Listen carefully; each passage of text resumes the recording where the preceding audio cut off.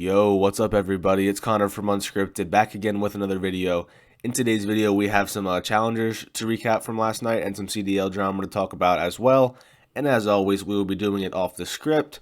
Before we get into the video, don't forget to leave a like down below if you enjoy the video, if you enjoy the challengers update or whatever else. Leave a comment down below with your thoughts on what we talk about. And subscribe to the channel as well if you are enjoying the content and looking for more of it. We did hit the goal of 60 subscribers by the end of April, so that is awesome. Thank you all so much for that. And now we're just going to be on to the next goal. So appreciate all support. It means a lot to me. Let's hop right into the video. So it was a crazy night of challengers last night. Very, very good matches. A lot of action, no doubt about that.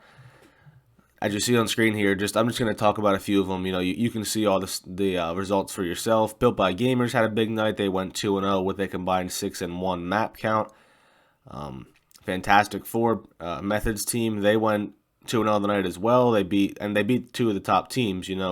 They beat the New York Subliners Academy team to hand them their first loss of the season. The Garrison Control, New York's came out and blew them out, and you were thinking, oh no, is Methods team going to choke again? And then the Garrison Hardpoint, they were down by like 100 points pretty early on in that game, managed to bring it back and actually win and close the series out there, so that was good news for them. For New York, that was a tough one to lose. They had two of their guys, Saints, and I believe it was Spart, played really well, and then Prolute and Hamza not so much. Then in that UT crew, so that was pretty much, if UT crew won that series, they were going to be in first place overall. They went up 2-0 early. That was good for them, especially because they were undefeated in search up until that point, so you figure, okay, even if they lose the next two, they should be able to close out the search and destroy.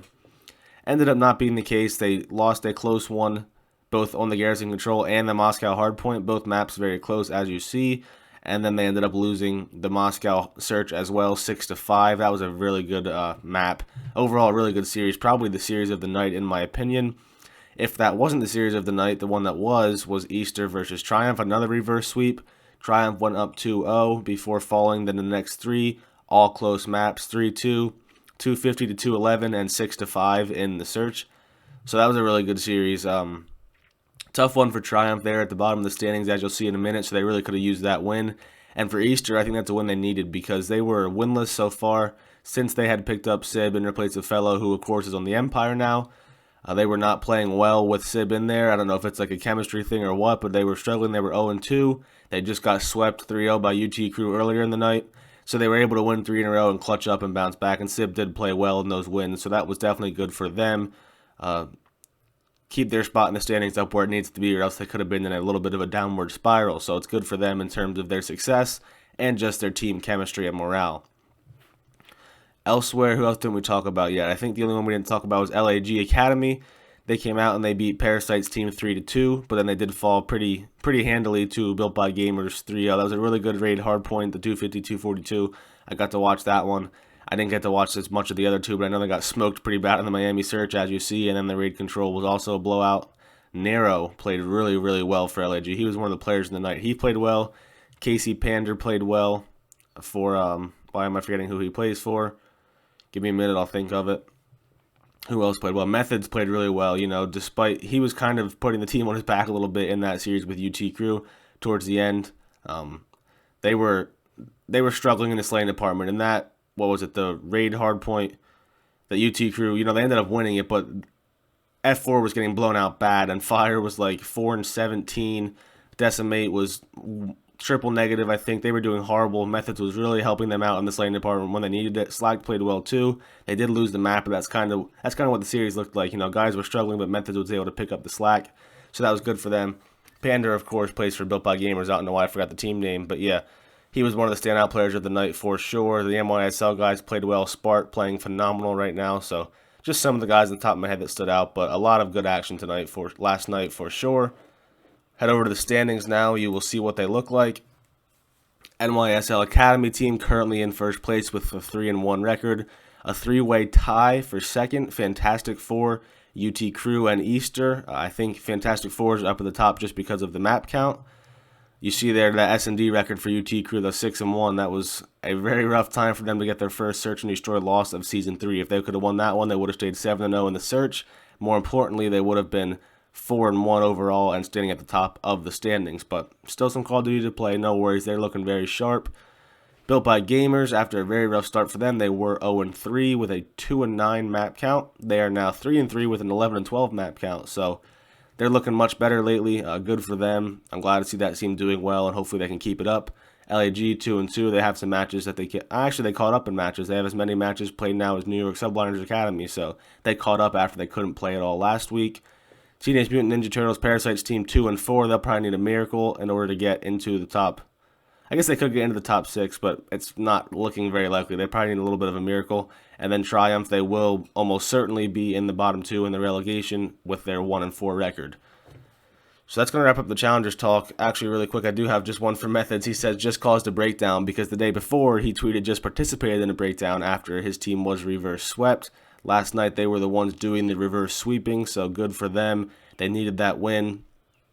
They're definitely, one of the top teams in Challengers like I expected. Them and UT Crew, of course, both top teams. Really good series like I expected. And yeah, Methods, he was happy that he was on the other end of the breakdown this time around.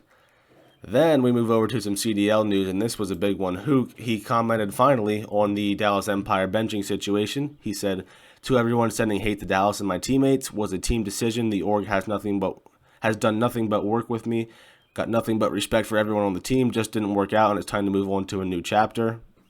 Interesting. I was happy to hear we got a comment from FaZe. So it seems like, or from Huke. So it seems like, my speculation, a lot of people's speculation that wanted to be a little bit of a theorist was wrong, thinking that there was something else going on that we weren't knowing about in this situation. It looks like they just really didn't think it was going to work out with Huke on the team. I think it seems like we're not going to know more, at least for a little while. Maybe after the season or something they'll talk about it. But this tweet also gives off vibes that really Huke will not be back in this year for the Empire. Some thought he'll just sit on the bench, and then if or when Dallas struggle without him, they will put him back in. Looks like that's not the case. He said it's time to move on to a new chapter. I don't know where he goes. I don't know how the buyout situation even works in the CDL. I don't know how expensive he would be, but a team like Seattle just jumps off the page as needing a guy like Huke. They could be, I think, a legit contender with the way Gunless and Prestini are playing now, and even Octane's playing fine too. You throw Huke in there over Looney. I mean, I'm not on the Looney hate train like a lot of people are. I think he brings solid things to the team, but he's definitely not Huke. And I think Huke would make that team very good.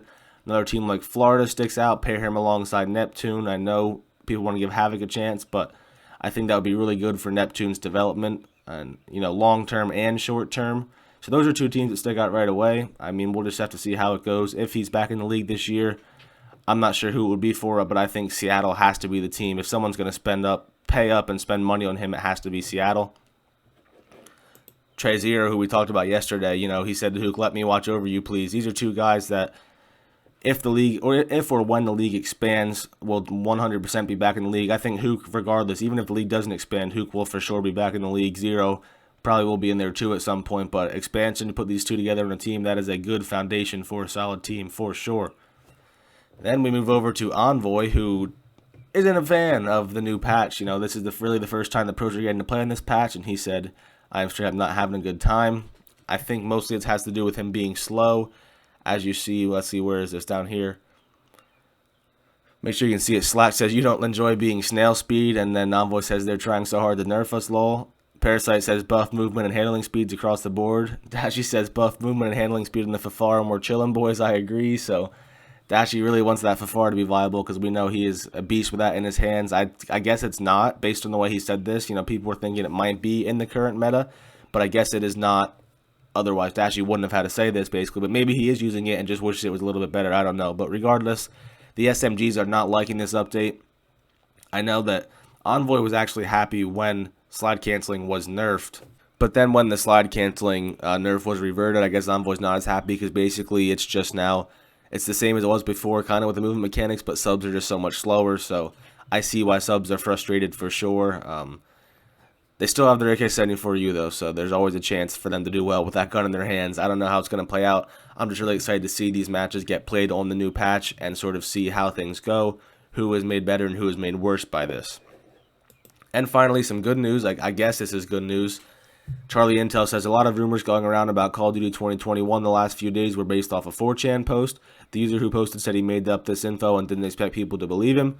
So that's good news. The rumor basically was that actually, hold on. This is not the rumor I thought it was. I'm literally just looking at this now. I thought this was the rumor about Call of Duty 2021 being, a disaster, and basically there was a chance that Cold War could be the Call of Duty title again next year. This is denying the rumor that the name will be called Call of Duty World War II Vanguard. So, I don't know. I guess that seemed like it was almost a lead that everybody was believing. I thought, literally when I read this, I thought it was talking about the rumor about the game being a disaster. But looks like that rumor was not disproven, at least not yet. So basically all we do know is that the game apparently will not be called Call of Duty World War II Vanguard. Big deal. That doesn't really mean a lot to me. I'm not worried about what the game is called. I'm worried about how the game plays.